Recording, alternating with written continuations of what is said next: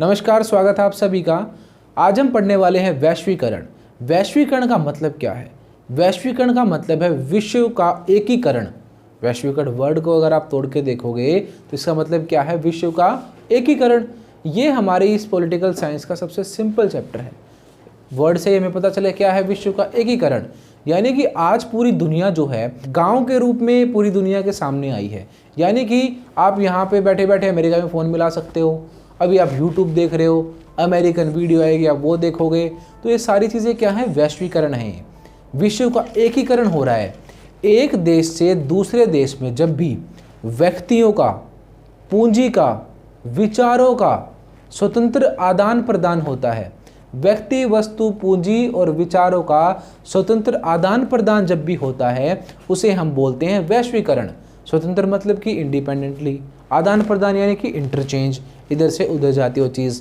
तो आप ये डेफिनेशन याद कर लो कि किसी व्यक्ति, वस्तु, पूंजी और विचारों का एक देश से दूसरे देश में स्वतंत्र प्रवाह यानी कि फ्रीली मूवमेंट होना या इधर उधर आना जाना, ये सारी चीज़ क्या कहलाती है? वैश्वीकरण। विश्व का एकीकरण, विश्वव्यापी पारस्परिक जुड़ाव, यानी कि सारे देश आपस में जुड़ रहे हैं, यही तो है वैश्वीकरण। अब इस चैप्टर में हमें पढ़ना कम है, समझना ज़्यादा है। बिल्कुल हम रियल एग्जाम्पल्स जितने ज़्यादा इसमें देंगे उतना अच्छा हमारा कंटेंट तैयार होगा। तो वैश्वीकरण, तो वैश्वीकरण आप समझ चुके हो कि क्या है? विश्व का एकीकरण है वैश्वीकरण। तो अब आपसे सबसे पहली बात यही पूछी जाएगी कि आप हमें ये बताओ भाई कि विश्व का एकीकरण जो हुआ है ये, इसके कारण क्या हैं? ये किन चीज़ों की वजह से हुआ है? तो आप क्या बताओगे? सबसे पहले तो यही जो आपके हाथ में है फ़ोन, इसके अंदर जो आपने चला रखा है इंटरनेट, इसी वजह से तो हुआ है ज़्यादा वैश्वीकरण। तो यही सारी चीज़ें जो यानी कि जो टेक्नोलॉजी आई है, उस टेक्नोलॉजी की वजह से क्या हुआ है? पूरे वर्ल्ड का वैश्वीकरण हुआ है। यानी कि सारी दुनिया अब दूरियां नहीं रही हैं आपस में, सारी दुनिया एक गांव की तरह बन चुकी है। ठीक, तो अगर आपसे कारण पूछे तो आप क्या बताओगे? सबसे पहला टेक्नोलॉजी। टेक्नोलॉजी उसमें क्या क्या? सारी टेक्नोलॉजी, चाहे वो कोई भी टेक्नोलॉजी हो, इंटरनेट के क्षेत्र में हो, फ़ोन के क्षेत्र में हो, रेडियो के क्षेत्र में हो, किसी भी क्षेत्र की टेक्नोलॉजी जो है उसी ने आज हमें इस काबिल बनाया है कि हम 1 मिनट में यहाँ बैठे बैठे अमेरिका में वीडियो कॉल कर लो, ठीक है, या आप जापान में वीडियो कॉल कर लो, कुछ भी कर सकते हो आप बैठे बैठे। आपको 2 से 3 घंटे लगते हैं एक देश से दूसरे देश में जाने के लिए। बैठो अपने प्लेन में और पहुँचो वहाँ पे। तो प्लेन भी तो क्या है? एक वैश्वीकरण का साधन है। तो यही तो चीज़ें हैं जो वैश्वीकरण का कारण बनी। क्या क्या बनी? हमने पढ़ा टेक्नोलॉजी यानी कि प्रौद्योगिकी। दूसरा हमने पढ़ा यातायात के साधन, ट्रेन हुई, बस हुई, हवाई जहाज़ हुए। इनकी वजह से क्या हुआ? एक देश से दूसरे देश में आना जाना संभव हुआ। उसके अलावा रेडियो, टेलीविज़न, ये सारी चीज़ें भी क्या है? वैश्वीकरण का कारण है। अब ये बात हो रही है कि वैश्वीकरण जो है उसके क्या क्या कारण है। तो आप सिंपली यही बताओगे कि टेक्नोलॉजी का आना, इंटरनेट का आना, कंप्यूटर का आना, यातायात के साधनों का आना, ठीक है, यही सारी वो चीज़ें हैं जिनकी वजह से वैश्वीकरण आज पूरी दुनिया में फैल गया और सारे देश एक दूसरे के इतने करीब आ गए कि पता भी नहीं चलता कि हम कौन सा खाना कब क्या खा रहे हैं। अभी पता चलेगा, आप मोमोज़ मंगा लोगे थोड़ी देर में आप पिज़्ज़ा खाओगे, पिज़्ज़ा आपने अमेरिकन खाया, मोमोज़ आपने चाइनीज़ खाया, फिर आप कुछ और डिश मंगा लोगे। तो आप खान पान से लेकर, कपड़ों से लेकर, हर चीज़ से वैश्वीकरण से घिरे हुए हो। तो आज हम यही सारी चीज़ें पढ़ने वाले हैं इस चैप्टर में कि वैश्वीकरण के क्या क्या प्रभाव पड़े। तो सबसे पहले हम देखते हैं वैश्वीकरण के राजनीतिक प्रभाव, यानी कि पॉलिटिक्स में, राजनीति में जो है वैश्वीकरण के क्या क्या प्रभाव पड़े हैं। सबसे पहला प्रभाव है संपूर्ण विश्व एक गांव के रूप में, यानी जो पूरा का पूरा संसार है वो इतने नज़दीक हो गया कि ऐसा लगता है मान लो जैसे एक गांव हो सिर्फ। तो यही पहला प्रभाव पड़ा है राजनीतिक रूप से।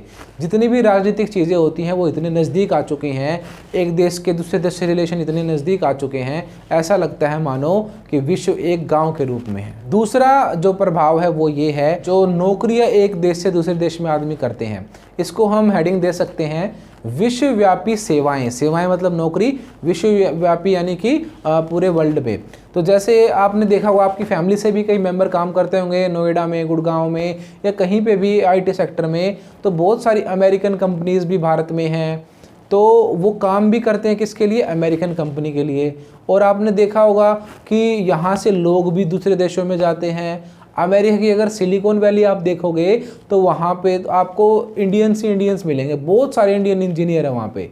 ठीक है, गूगल जो आप चलाते हो, गूगल का भी सीईओ आप सभी को पता है सुंदर पिचाई हैं, वो भी क्या है एक इंडियन है। तो यहाँ के लोग वहाँ पे जाते हैं, ठीक, वहाँ के लोग यहाँ पे आते हैं। तो यही चीज़ क्या है, विश्वव्यापी सेवाएं, यानी कि अब अलग अलग देशों में नौकरियाँ लोग कर रहे हैं।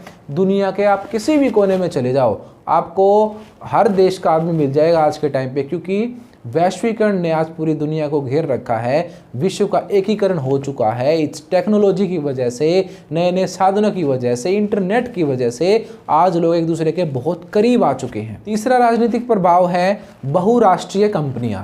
अभी मैंने आपको बताया कि लोग एक देश से दूसरे देश में नौकरियां करते हैं, तो ऐसे ही बहुत सारी कंपनियां भी तो लगती हैं। आपने अपने आसपास में भी देखा होगा, कोई ना कोई ज़रूर कंपनी मिलेगी आपको, फ़ोन की, टीवी की, जूते चप्पल की, रिबॉक के शूज़ हुए, पोमा के शूज़ हुए, किसी भी चीज़ के शूज़ वगैरह, या आप घड़ी से लेकर, आप अपने शर्ट से लेकर, पैंट से लेकर, अपनी चप्पल से लेकर, अपने घर के साबुन, तौलिए, जो भी आपको मिले ना, उसी चीज़ को उठा लो, आपको उसी की कंपनी मिल जाएगी आपके देश में ही। तो ये क्या है, वैश्वीकरण है। तो दूसरे देशों की कंपनियां दूसरे देशों में लग रही हैं, इन्हीं कंपनियों को बोलते हैं बहुराष्ट्रीय कंपनियां। तो यही एमएनसी इंग्लिश में बोलेंगे, मल्टीनेशनल कंपनीज। तो मल्टीनेशनल कंपनीज एक देश से दूसरे देशों में काम करती हैं और अपना वो व्यापार वगैरह चलाती हैं। तो इससे क्या होता है, एक और प्रभाव निकल के सामने आता है, लोगों को रोज़गार के अवसर प्राप्त होना। अब जितनी बहुराष्ट्रीय कंपनियां लगेंगी उतने ज़्यादा रोज़गार भी तो मिलेंगे, वहाँ पे काम करने के लिए वर्कर भी तो चाहिए। वर्कर तो अमेरिका से लाएंगे नहीं, वो साथ में मान लो अमेरिकन कंपनी लगी है, वर्कर तो यहीं के लोग लगेंगे वहाँ पे। कुछ मैनेजर वगैरह तो मान लो आ सकते हैं वहाँ से, पर ऐसा नहीं कि सब कोई भर लेंगे वहीं से लेके आएंगे पूरे देश को, फिर फ़ायदा क्या है यहाँ आने का। ठीक है, तो यहाँ के लोगों को भी रोज़गार मिलता है वैश्वीकरण की वजह से। तो ये अब तक हम राजनीतिक प्रभाव पढ़ रहे हैं, और अब अगला प्रभाव है हमारा यूएनओ में भागीदारी।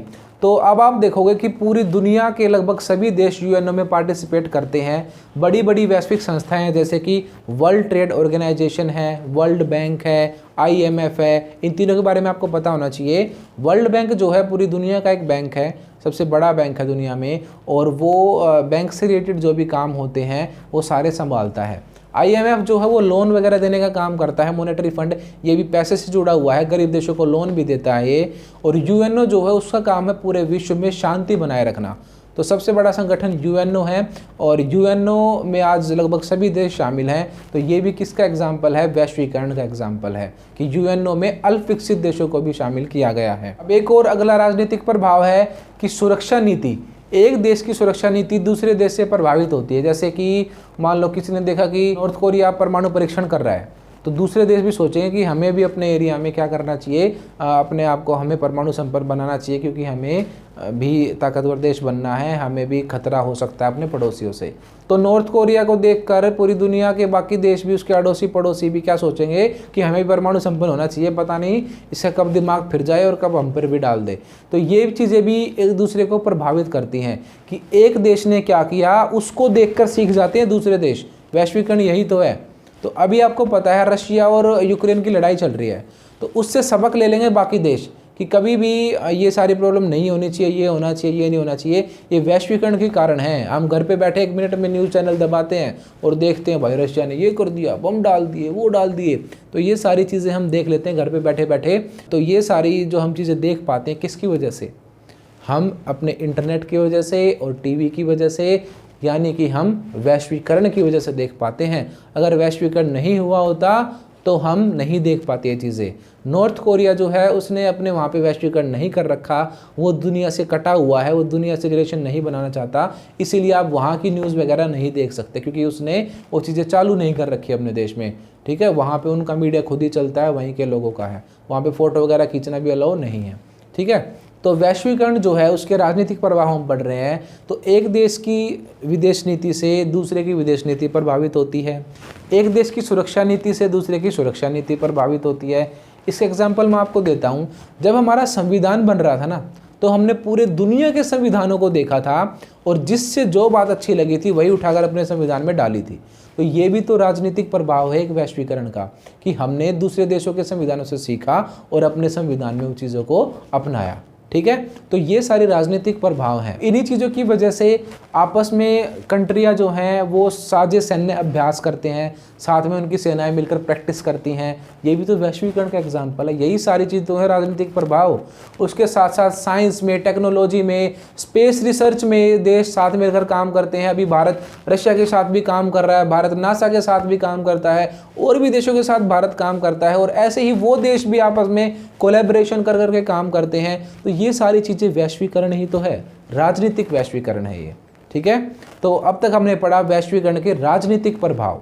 अब हम देखेंगे उसके आर्थिक प्रभाव। जितने आप रियल लाइफ एग्जाम्पल दोगे ना, बिल्कुल लेटेस्ट एग्जाम्पल दोगे, उतना अच्छा आंसर आपका इस चैप्टर में बनेगा। तो आर्थिक प्रभाव में देखो आप, डॉलर जो है उसका वर्चस्व है। तो ये एक आर्थिक प्रभाव है वैश्वीकरण का, कि पूरी दुनिया में आज डॉलर सबसे बड़ी करेंसी है, क्योंकि अमेरिका जो हो सबसे ज़्यादा पावरफुल कंट्री है और डॉलर का दबदबा है। ये भी क्या है, एक वैश्वीकरण का प्रभाव है। दूसरी बात, अब देखो काम धंधे भी बदल रहे हैं, आर्थिक क्षेत्र बदल रहा है। जैसे कि पहले यहाँ पे नौकरियों के पीछे लोग भागते थे, अब जो है आपने देखा होगा यूट्यूब पे भी कितना स्कोप है, कोई व्लॉगर बन रहा है, कोई कुछ कर रहा है। ये चीज़ें पहले भारत में होती थी? नहीं होती थी। हमने अमेरिका से देख के सीखा कि अमेरिका में व्लॉगिंग होती है, या यूरोप से कह लो या वेस्ट के देशों से कह लो, वहाँ के रोज़गार भी हमने अपनाए। लेटेस्ट एग्जाम्पल बता रहा हूँ आपको कि आजकल व्लॉगिंग भी करते हैं लोग, रोस्टिंग भी करते हैं, और उनका करियर है वो। ऐसे नहीं है कि ऐसे ही कर रहे हैं मजे मजे में, लाखों रुपए भी कमाते हैं उससे। तो ये क्या चीज़ है, व्यवसायों में भी चेंज हो गया, आर्थिक जो कमाने के तरीके थे उसमें भी चेंज हो गया। पहले के लोग दुकान करते थे, वो करते थे, आजकल के लोग क्या है, गेमिंग करके भी पैसा कमा रहे हैं, व्लॉगिंग करके भी पैसा कमा रहे हैं, यूट्यूब पे कुछ कोई इंटरेस्टिंग वीडियो डाल रहा है, कोई कुछ कर रहा है, कोई इंस्टाग्राम से पैसे कमा रहा है। तो ये सारी चीज़ें क्या हैं, आर्थिक परिवर्तन है वैश्वीकरण की वजह से, ठीक है। तो वैश्वीकरण ने क्या कर दिया, हमारी हर चीज़ को चेंज कर दिया है। खाने खाने के तरीके भी बदल गए।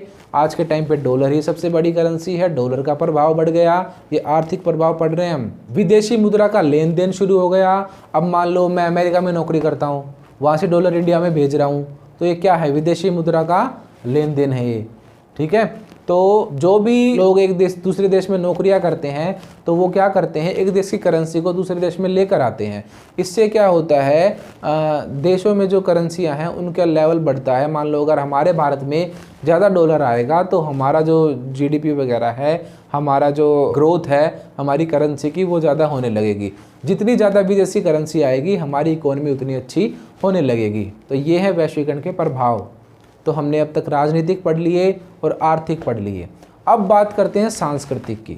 सबसे मेन है सांस्कृतिक, और आप घिरे हुए हो बिल्कुल सांस्कृतिक से। मैं अपना एग्जांपल देता हूँ आपको। सबसे पहले तो बाल देख लो, मेरे कटिंग करा रखी है मैंने, चोटी नहीं रख रखी ना। तो क्या है, वैश्वीकरण का प्रभाव है। भारतीय कल्चर के हिसाब से मेरे को कैसा होना चाहिए था, चोटी वाला और तिलक वाला। मैंने दोनों ही चीज़ें नहीं कर रखी, क्योंकि अब मैं वैश्वीकरण से प्रभावित हूँ। मैंने देखा है वहाँ पे। दूसरी चीज़ आ जाओ, आप कपड़ों पे आ जाओ। मैंने यहाँ पे कोट पहन रखा है। वैसे हमारा पहनावा क्या था भारत में, पहले धोती कुर्ता होना चाहिए था। यहाँ पे धोती कुर्ता और चोटी होनी चाहिए थी मेरे सिर पे, ठीक है।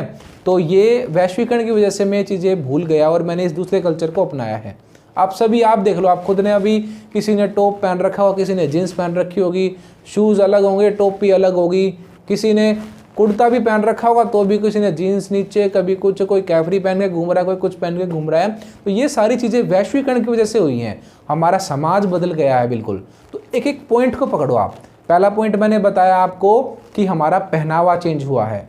लड़कियां पहले साड़ी पहनती थी भारत में, ठीक है, और स्टेट वाइज कल्चर था, अलग अलग ड्रेस हुआ करती थी कल्चरल। वो सारी चीज़ें भूलकर हम क्या कर रहे हैं, विदेशी पहनावे को अपना रहे हैं। कोई गलत नहीं है इसमें अपनाना। अब ग्लोबलाइजेशन हुआ है, हम वहाँ के कपड़े देख रहे हैं तो वो भी हमारे पहन रहे हैं, ऐसी बात नहीं है। पर जो है हम उनसे सारी चीज़ें सीख रहे हैं। तो ग्लोबलाइजेशन हुआ तो क्या क्या हुआ, चेंज, पहनावे में चेंज। दूसरा हमारे खान पान में चेंज। तो आप यहाँ पे कुछ वर्ड याद रखो कि ये वर्ड हमें पेपर में लिखने हैं, तभी अच्छे मार्क्स मिलेंगे, ठीक। तो ये वर्ड आप अच्छे से ध्यान रखो। बात तो वही है, सिंपल, बिल्कुल मैंने बताया, बहुत ही इजी चैप्टर है ये। पर अगर आप सिंपल खान पान की बजाय एक वर्ड यूज़ करते हो, पेप्सी कल्चर, क्या वर्ड यूज़ करोगे, पेप्सी कल्चर। दूसरा फास्ट फूड कल्चर, ठीक। और तीसरा वर्ड है मैकडोनलाइजेशन, हिंदी में होगा मैकडोनल्डीकरण। मैकडोनल्ड पता ना, बर्गर खाते हो, मैकडी, तो मैकडी का प्रभाव। ये तीन वर्ड आप अपनी कॉपी में ज़रूर लिखना कि Pepsi culture, fast food culture और मैकडोनल्डीकरण। तो मैकडोनल्ड में का मतलब है अमेरिकन कल्चर को फॉलो करना। आप पिज़्ज़ा खाते हो, आप बर्गर खाते हो, ये सारी चीज़ें क्या है, ये मैकडोनल्डीकरण का प्रभाव है। आप जीन्स पहनते हो, ये सारी चीज़ें मैकडोनल्डीकरण का प्रभाव है। तो सामाजिक में क्या क्या देखा, पहनावा बदल गया। दूसरी चीज़ क्या आ रही है, अब खान पान बदल गया। तीसरी चीज़ आपकी भाषा बदल गई। इंग्लिश सीखते हो, आप इंग्लिश स्कूलों में पढ़ते हो, इंग्लिश मीडियम में पढ़ते हो, आपके फ़ोन में भी आ जाए ना हिंदी भाषा, आप उसको फटाफट इंग्लिश कर देते हो, यार हिंदी में समझ में नहीं आएगा। ठीक है, तो ये वैश्वीकरण का प्रभाव है कि आप इंग्लिश में ही अपने फ़ोन को भी सेटिंग्स में चलाना पसंद करते हो। ठीक है, टाइपिंग आप इंग्लिश की ज़्यादा जल्दी आसानी से करते हो, हिंदी में खो जाते हो, कहाँ गई की मात्रा हो की मात्रा। तो ये वैश्वीकरण का प्रभाव है क्योंकि आप इंग्लिश लैंग्वेज सीख रहे हो, वरना आपकी भाषा थोड़ी है इंग्लिश। ठीक है, तो इंग्लिश सीखना, और भी लैंग्वेजेस स्कूलों में पढ़ाई जा रही हैं जैसे कि जर्मन हुई, फ्रेंच हुई, तो वो भी क्या है, एक वैश्वीकरण का प्रभाव है। तो क्या क्या देखा हमने, पहनावा बदल गया, खान पान बदल गया, लोगों की पसंद बदल गई, लोगों की भाषा बदल गई। अब अगला पॉइंट आप बना लो, जीन्स कल्चर। जीन्स कल्चर का मतलब है वही अमेरिकन ड्रेस को फॉलो करना, जो मॉडर्न कपड़े आप सभी बच्चे पहनते हो, जीन्स पहनना, टी शर्ट पहनना, कोई भी इस टाइप की चीज़ें आप जो भी पहनते हो वो सारी क्या है, जीन्स कल्चर के अंडर आएंगी। दूसरी चीज़ आप देखते हो कि भारत में पहले शादियाँ एक ही धर्म में, एक ही जाति में होती थी। आजकल क्या हो रहा है, दूसरे देशों को देखकर इंटरकास्ट मैरिजेस भी हो रही हैं, इंटर स्टेट मैरिजेस भी हो रही हैं, और तो और लोग यहाँ पे लिविंग में भी रहते हैं, अब लिविंग रिलेशनशिप में रहते हैं बिना शादी किए हुए। तो ये सारे जो चेंजेस भारतीय समाज में हुए हैं, ये भी तो एक सांस्कृतिक चेंज है। अब कर लो गानों की बात। अब आप जस्टिन बीबर के गाने सुनते हो, कोई कैटी पेरी के गाने सुनता है, कोई कुछ सुनता है, कोई कुछ सुनता है। ठीक है, तो अब हम विदेशों के गाने भी सुनते हैं। विदेशी गानों का, विदेशी फिल्मों का भी भारत पर प्रभाव है। यानी कि वैश्वीकरण की वजह से जो भी एक स्पेशल चीज़ होती है वो पूरी दुनिया में फैलती है। तो चाहे वो भाषा हो, लैंग्वेज हो, फिल्में हो, गाने हो, कुछ भी हो। और तो और हमारे खेलों और त्योहारों में भी परिवर्तन हुआ है। खेल देखो हमारे क्या क्या थे, हम गुल्ली डंडा खेलते थे, हॉकी खेलते थे। अब उन चीज़ों की बजाय हम क्रिकेट खेलते हैं। क्रिकेट के अलावा हम फुटबॉल के तरफ जा रहे हैं, गोल्फ भी चल रहा है भारत में। तो ये कोई भारत के खेल थोड़ी हैं। तो फिर भी ये किसकी वजह से आए हैं भारत में, वैश्वीकरण की वजह से। विश्व का एकीकरण हुआ, एक देश से लोग दूसरे देश में जाने लगे, एक दूसरे को जानने लगे, वहाँ की संस्कृति सीखी, वहाँ के त्यौहार देखे, वहाँ का खेल देखा, वहाँ का सब कुछ देखा। तो ये सारे चेंजेस ऐसे हुए हैं। तो ये हैं बहुत सारे सांस्कृतिक चेंजेस। सांस्कृतिक चेंजेस में तो आप कितने ही चेंजेस बना लो, हर चीज़ में आपको वैश्वीकरण दिखेगा। हर चीज़ में, आपके सुबह उठने से लेकर आपके रात के सोने तक आपको हर चीज़ में वैश्वीकरण दिखेगा, कुछ भी हो चाहे उसमें। तो इन्हीं सब पॉइंट्स को आप लिखना और अच्छे अच्छे एग्जाम्पल भी आप अपनी तरफ से देना, और जो भी आपको एग्जाम्पल्स दिमाग में आ रहे हैं उनको कमेंट सेक्शन में भी हमें बताना। तो जितने अच्छे एग्जाम्पल आप लिखोगे उतना अच्छा आपका आंसर इसमें बनेगा। तो ऐसे आप लिख सकते हैं इस पूरे क्वेश्चन को। अगर आपसे पूछते हैं कि वैश्वीकरण के नाम बताओ या प्रभाव बताओ, तो ये सारे आप हेडिंग बना के लिख देना कि राजनीतिक प्रभाव ये हैं, आर्थिक प्रभाव ये हैं, और सामाजिक सांस्कृतिक प्रभाव ये हैं। अब हमारा अगला टॉपिक है कि जो वैश्वीकरण है इसके भारत पर क्या प्रभाव पड़े। तो सबसे पहले हम देखते हैं भारत पर अच्छे प्रभाव। देखो भारत पर क्या हुआ, वैश्वीकरण की वजह से यहाँ पे विदेशी कंपनियों का आना जाना हुआ, तो उससे क्या हुआ, विदेशी मुद्रा आई, तो ये हुआ फ़ायदा पहला। तो डॉलर का आना हुआ यहाँ पे, इससे हमारी करेंसी में जो है वो सुधार हो रहा है। जितना ज़्यादा डॉलर बाहर से आएगा उतना हमारा इकोनॉमी अच्छी होगी, तो ये फ़ायदे हैं। तीसरा, शिक्षा में सुधार हुआ है। विदेशों को देखकर हमने भी यहाँ पे बहुत अच्छे अच्छे कॉलेज यूनिवर्सिटीज़ बनाई हैं, और उनकी वजह से ही आज हम बहुत अच्छी शिक्षा ग्रहण कर पाते हैं भारत देश के अंदर ही। ठीक है, संचार क्रांति और टेक्नोलॉजी भारत में आई है, जिसकी वजह से भी क्या हुआ है, बहुत बड़े लेवल पे लोग हैं एक दूसरे से जुड़ने लगे हैं, और भारत में क्या हुआ है, एक नया ही युग शुरू हुआ है, एक नया ही रेवोल्यूशन शुरू हुआ है। तो संचार मतलब ही कम्युनिकेशन, फ़ोन, टेलीविज़न, ये सारी चीज़ें आप देखते हो कि आज कितने आसानी से आपको उपलब्ध हो जाती हैं। बिल्कुल हर चीज़ आपको बहुत अच्छे रेट पर और अच्छे तरीके से मिल जाती है। तो ये हैं इसके फ़ायदे सारे। अगला फ़ायदा, जैसे बहुराष्ट्रीय कंपनियां अगर भारत में आएंगी तो उससे रोज़गार के अवसर मिलेंगे, लोगों को नौकरियां मिलेंगी, तो रोज़गार के अवसर मिल रहे हैं। आप देख रहे हो कितनी गुड़गांव है, नोएडा है, बेंगलोर है, हैदराबाद है, ये सारी आईटी सेक्टर हैं, यानी कंप्यूटर से रिलेटेड सेक्टर हैं, इंटरनेट से रिलेटेड सेक्टर हैं। यहाँ पे बहुत सारे इंजीनियर्स काम करते हैं, बहुत सारे वर्कर्स काम करते हैं। तो इन सभी इंटरनेशनल कंपनीज़ में लोगों को काम मिलता है, और बहुत ही अच्छे तरीके से ये सैलरी पा रहे हैं, और बहुत अच्छे तरीके से काम कर रहे हैं। तो रोज़गार भी देती है विदेश से आने वाली कंपनियाँ, तो ये भी तो भारत के लिए फ़ायदा है। भारत के लिए फ़ायदा ही तो पड़ रहे हैं हम सारे। अब तक भारत में औद्योगिक क्रांति आई है, इससे मतलब कि इंडस्ट्रियल रेवोल्यूशन हुआ है। जो कंपनी आप देख लो, एग्जांपल टाटा जो है पहले कार बनाना शुरू किया था, पर जैसे ही ये वैश्वीकरण बढ़ता गया, आज आप देख सकते हो जैगवार और रेंज रोवर जैसी गाड़ियाँ भी टाटा ही बनाता है, टाटा की ही मैन्युफैक्चरिंग है वो, ठीक है। और आजकल आप नई नई टाटा की गाड़ियाँ देख रहे हो। तो भारत के अंदर जो भारत की खुद की कंपनियाँ भी हैं वो भी आज बहुत बड़े लेवल पर काम कर रही हैं। तो ये सभी वैश्वीकरण की वजह से ही हुआ है। तो ये भारत पर अच्छे प्रभाव है वैश्वीकरण के। और भी बहुत सारे प्रभाव हैं, जैसे कि अब हॉलीवुड फेमस है तो बॉलीवुड भी तो फेमस है। तो भारत जो है उसमें फिल्मों का बनना, हॉलीवुड के पैटर्न पर बनना, जैसे कि आप बाहुबली मूवी देखते हो, हॉलीवुड को टक्कर देती है वो मूवी, तो उससे भी अच्छी है हॉलीवुड से भी ज़्यादा। तो आप साउथ की कोई भी मूवी देख लो, बहुत अच्छी मूवियाँ हैं। बॉलीवुड की भी मूवियाँ बहुत अच्छी हैं। आजकल तो खैर कबाड़ा बना रहे हैं वो 2-4, पर फिर भी बॉलीवुड में जो अच्छे डायरेक्टर्स हैं वो आज भी अच्छी मूवीज़ बना रहे हैं। तो वर्ल्ड में जो बॉलीवुड की मूवियाँ हैं वो बहुत फेमस हैं। जो पहले के एक्टर्स थे जितने भी, वो बहुत अच्छी मूवी आती है। 2010 से पहले भी अच्छी मूवी बनती थी। आजकल तो साउथ छाया हुआ है, पर फिर भी वो साउथ कह लो या बॉलीवुड कह लो एक ही बात है, वो भी तो हमारी इंडस्ट्री है। तो भारत की इंडस्ट्री भी वर्ल्ड लेवल पर काम कर रही है अब, ठीक है। तो ये हैं वैश्वीकरण के फ़ायदे। तो ये तो थे अच्छे प्रभाव। अब हम देखेंगे कि भारत पर क्या क्या बुरे प्रभाव पड़े वैश्वीकरण के। तो सबसे पहली बात, बस अब आपने इंग्लिश बोलनी तो सीख ली, हिंदी बोलनी भूल गए हो, ठीक है। मैंने अभी आपको एग्जांपल दिया था, इंग्लिश में तो आप टाइपिंग कर लेते हो, पर हिंदी में आपसे टाइपिंग भी नहीं होती, क्योंकि आपने वो चीज़ भूल गए आप। तो हम अपने संस्कृति, अपने कल्चर, अपनी भाषा, अपने रीति रिवाजों को भूलते जा रहे हैं। दूसरे कल्चर को अपनाना कोई बुरी बात नहीं है, पर हमें हमेशा अपने कल्चर को फॉलो करना चाहिए, ठीक है। तो हम हिंदी को भूलते जा रहे हैं, संस्कृत को हम बिल्कुल भूलने वाले हैं। इतने बुरे तरीके से संस्कृत का हाल हमने अपने ही देश में कर रखा है कि अगर आप किसी छोटे से बच्चे से जाकर पूछते हो, संस्कृत में एक श्लोक बोलते हो, तो उसको समझ में नहीं आता। हिंदी भी नहीं बोलते बच्चे, इंग्लिश बोलने लगते हैं बचपन से ही। तो जो इंटरनेशनल लैंग्वेज का ये प्रभाव बढ़ा है, ये भारत के लिए नुकसान भी करता है, क्योंकि इससे ये लोग अपनी ही भाषा, अपना ही कल्चर भूल रहे हैं। दूसरी चीज़ आपने देखा है, मॉडर्नाइजेशन के चक्कर में कुछ ज़्यादा ही गलत चीज़ें भी भारत में फैल रही हैं, जैसे कि गलत वीडियोज़ आना, कपड़ों का ड्रेसिंग सेंस ख़राब होना, बिल्कुल बहुत सारी चीज़ें ऐसी गलत हैं जिनका नकारात्मक प्रभाव भारत पर पड़ा है। तीसरा, अब जो बड़ी कंपनी आने से फ़ायदे थे बड़े लोगों को, उससे नुकसान भी तो है। जो छोटी कंपनियां हैं उनको तो वो खा जाती हैं आके बिल्कुल। तो अब अमेरिकन कंपनी अगर हो और कोई लोकल आदमी जूते बनाता हो, और मान लो आगे एडिडास की कंपनी बराबर में, तो क्या कंपटीशन हो पाएगा उस छोटे से एक कारोबारी में और एडिडास की कंपनी में? तो बड़ी कंपनियां जब आती हैं तो छोटे उद्योगों को, छोटी कंपनियों को वो ख़त्म कर देती हैं। तो ये भी तो नुकसान है भारत के लिए। अगला जो नुकसान है वो है आर्थिक असमानता।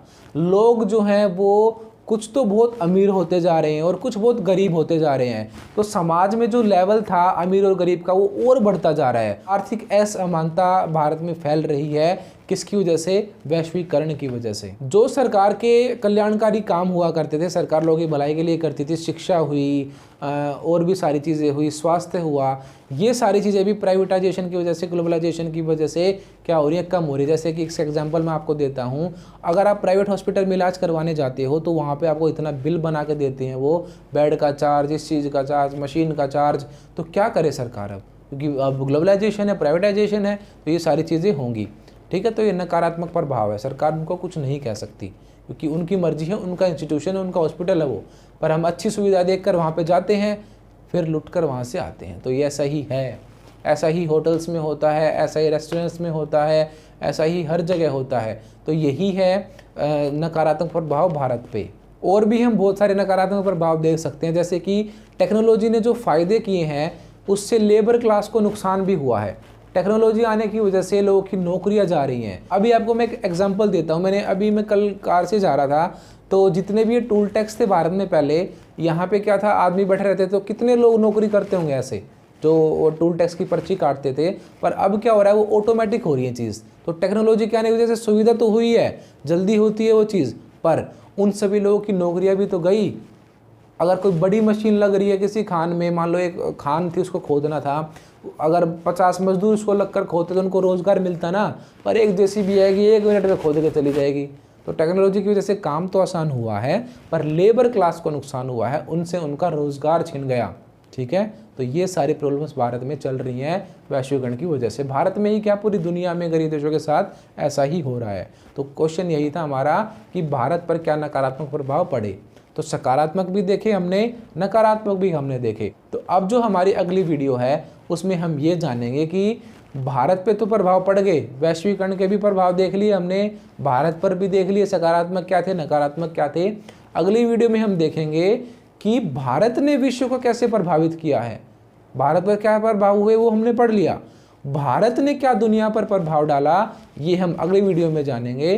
तो अगर आपको वीडियोस अच्छी लगी हैं तो लाइक कर दें, सब्सक्राइब कर लें चैनल को और ज़्यादा से ज़्यादा वीडियो को शेयर करें।